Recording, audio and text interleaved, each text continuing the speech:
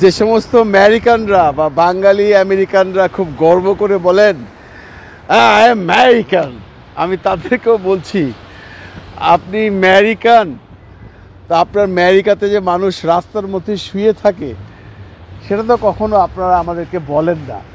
আমরা বাংলাদেশিরা যারা বাংলাদেশে আছি তারা দিনরাত স্বপ্ন দেখি আমরা আমেরিকাতে আসব, এখানে নতুন বসত গড়ব, এখানে টাকা ইনকাম করব, এখান থেকে প্রচুর টাকা ইনকাম করে দেশে পাঠাবো, ইত্যাদি ইত্যাদি ইত্যাদি। এবং আমেরিকাতে যে সমস্ত বাঙালিরা আছেন, অনেক ইউটিউবাররা আছেন, অনেক ব্লগাররা আছেন, বেশ প্রাউড করেই বলেন যে আই এম আমেরিকান। আমি সেই আই এম আমেরিকানদের বলছি, আপনাদের আমেরিকাতে যে দৃশ্য দেখে গেলাম ভাই, এই দৃশ্য আপনি সারা ইউরোপে গিয়ে কোথাও পাবেন না। আসুন ইউরোপে দেখে যান ওখানে এমন হোমলেস আছে কি না, যদি থাকে তাহলে আপনারাও ব্লগ করুন।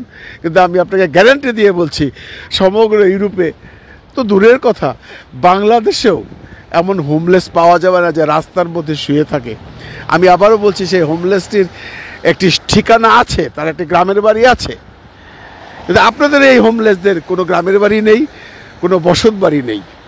আর যারা আমেরিকায় আসার জন্য এত স্বপ্ন দেখছেন তাদেরকে বলছি স্বপ্ন দেখুন, কিন্তু বাস্তবতাকে কেউ উপেক্ষা করবেন না। এই ধরনের বাস্তবতা আমেরিকাতেও আছে। মানুষের বাড়ি নেই, ঘর নেই, থাকার জায়গা নেই। ভিক্ষুক সব দেশেই আছে, কিন্তু গৃহহীন ভিক্ষুক আমার মনে হয় একমাত্র এই নিউ ইয়র্কেই আছে।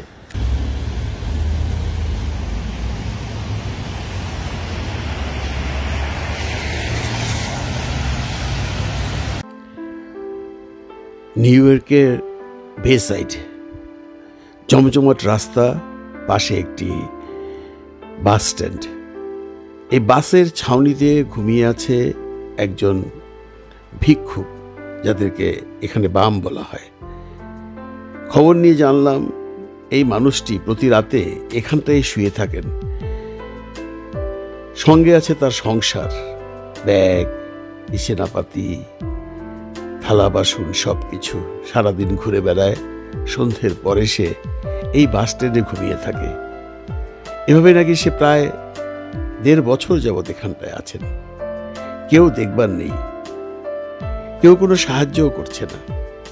রোজ আসে, রোজ থাকে, দিনের বেলায় চলে যায়। এর জন্য অনেকেই বলেন নিউ ইয়র্ক নাকি আজব শহর। আসলেও বন্ধুরা, নিউ ইয়র্ক এক আজব শহর।